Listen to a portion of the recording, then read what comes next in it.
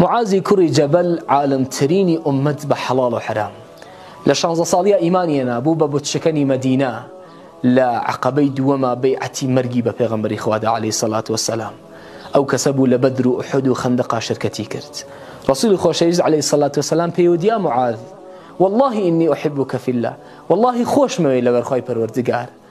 معاذ کاتێکا علمی دینی فێر ببوو پێغەمبەری خوا عەلەیهی سەڵات وەسەلام لە مەکە بەجێهێش بۆی کە دەعوەی ئیلە الله بکات. دوای ئەوە ناردی بۆ یەمەن. لە دوای یەمەن لە کاتی خلافەتی ئیمامی ئەبوبەکر هەر لەوێ بوو، خلافەتی ئیمامی عومەر چوو بۆ فلستین، لێەوە هاتەوە بۆ شام. تەنانەت کاتێکە لە سەرمەرگا تاعونی گرتبوو، خەفەتیان پێوا خوارد.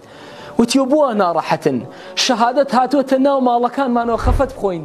یا الله تۆ شاهید بە، والله تا ئێستا لێت ترساوم، لە ئیمڕۆ ئمێدم بە ڕەحمت هەیە، لەم دەقەوە مشتاقی دیداری تۆم پەروەردگارم. خۆ دەزانی والله دنیام بەس بۆ سێشت پێخۆش بوو. یەک بە خاتری ئەوەی کە شەوانە لە قیام و شەو نوێژا بم بۆ تۆ، لە گەرمایە ڕۆژوو بگرم و